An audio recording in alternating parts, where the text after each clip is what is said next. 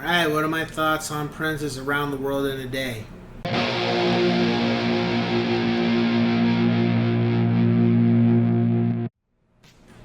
What's going on, ladies and gents? It's Cyberland coming back with another album review.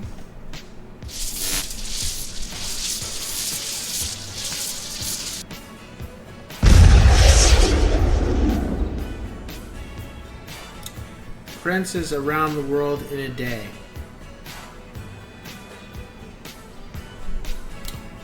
So the thing is, I guess Prince was like,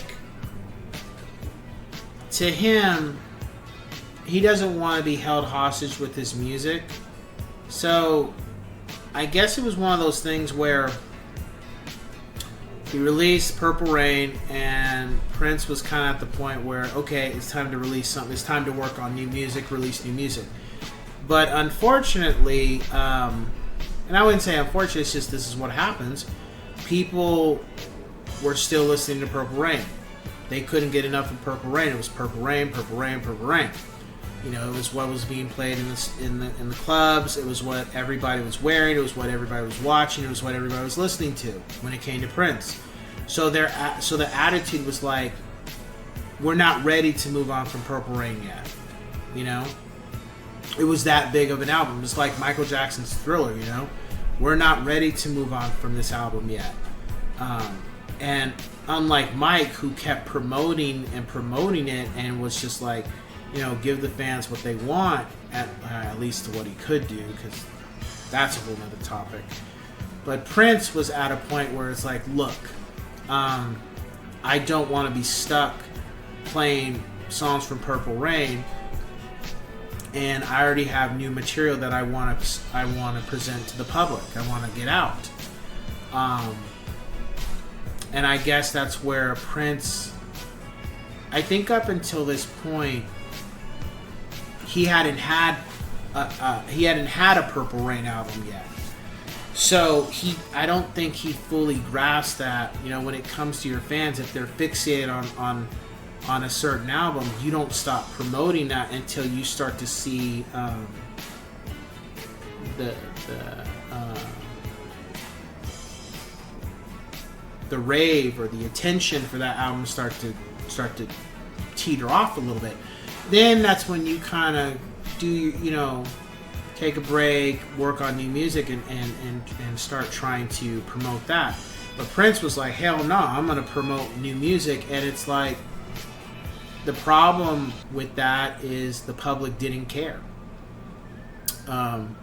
They weren't interested in listening to new music from Prince. They were like, Purple Rain, that's all we care about. That's all we want to hear. We don't want to hear nothing else right now from you. I mean, today, by today's standards, bands and musicians, unless the album is a huge thing, and it does happen, but unless it's like, you know, it's an album where, you know, the fans listen to, enjoy, but they're okay with oh, here's a B-side, oh, here's just a one-off single.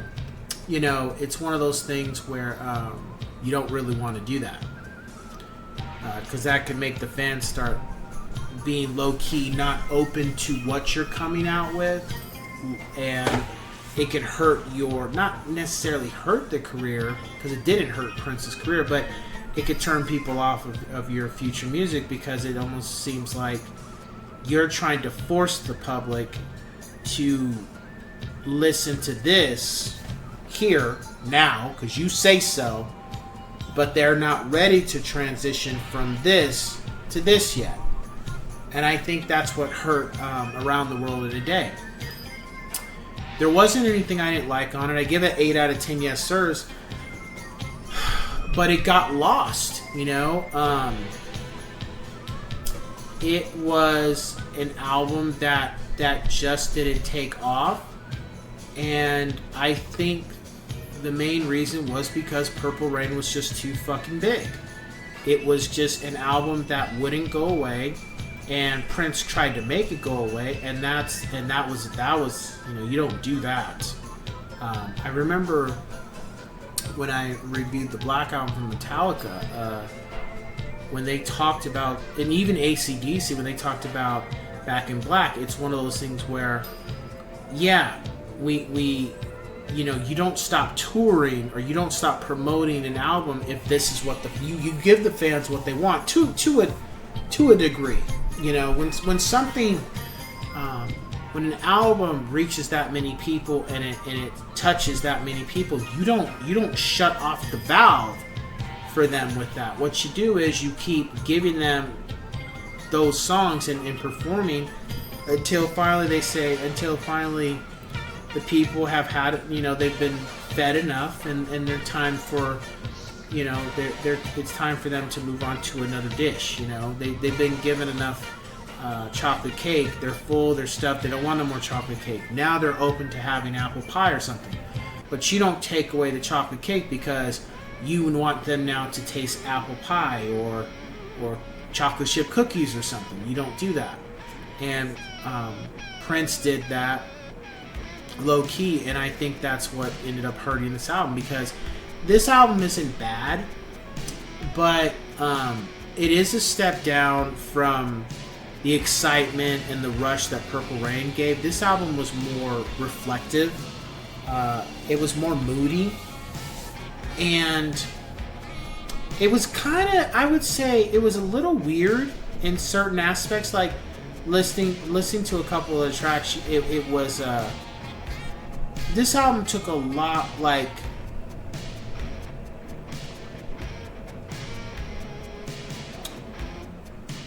it took longer for even me to get into it, as opposed to maybe Controversy of 1999. It was one of those albums where it didn't pull me in as quickly as his earlier work, at least, you know, Controversy in 1999 and Purple Rain. But it did have a strong song, Raspberry Beret. But even with that song, it's like, even how Prince presented himself in the video for that, you're kind of like, well, wait a minute, like, Purple Rain, you know, Purple Rain is still being promoted. Why are you look like this over here? Why are you looking like you wearing this blue outfit and your hair looks like you got a wig on or some shit? Like, it was just a weird,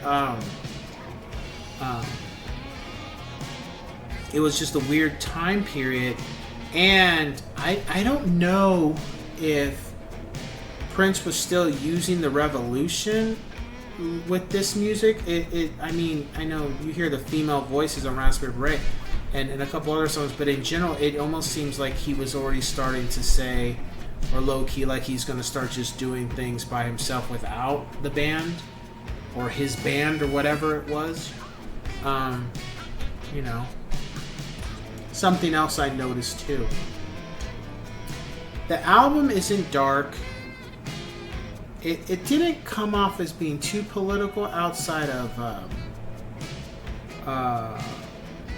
Pop Life in America, I believe it was. It's just really reflective, either about life or about other people and relationships. It wasn't even really like an album that was really about sexual or anything. Definitely not.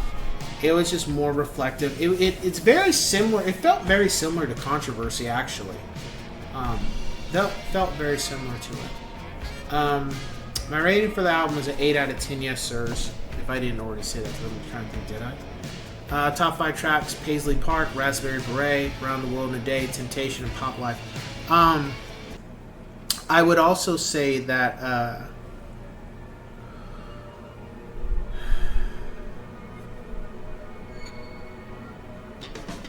I think Paisley Park is probably one of his best songs that I can recall that he's ever written. I also feel like what makes it such a great song is it's not something that he had ever done up until this point. Lyrically, musically, sonically, it was just something that sticks outside of all his other work. and it was kind of like a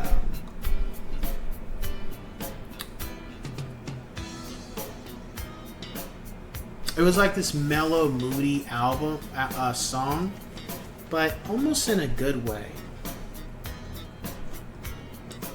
And it gives a different side to Prince, that he can be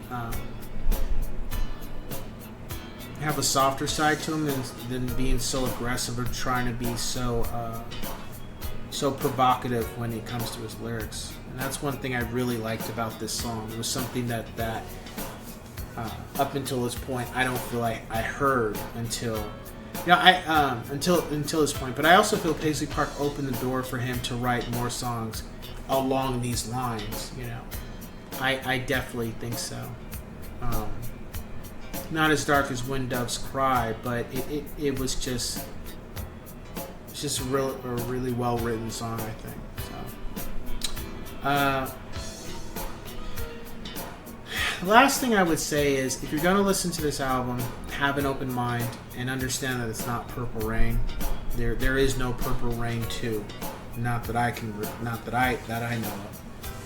It was a time period that passed, and you can enjoy it for what it's worth. But at this point, Prince has kind of decided to shut that down and move on. So if you want Purple Rain, you listen to Purple Rain. But if you're expecting him to make another album like that, or even 1999, Prince has already started to drift into other things, and that's not happening. And as we continue to move forward, you'll definitely start to see that. So with that being said, cue the music. There's a woman who sits all alone by the pier. Her husband was naughty and caused his wife so many tears. He died without knowing forgiveness, and now she is sad, so sad. Maybe she'll come to the park and forgive him, and life won't be so bad.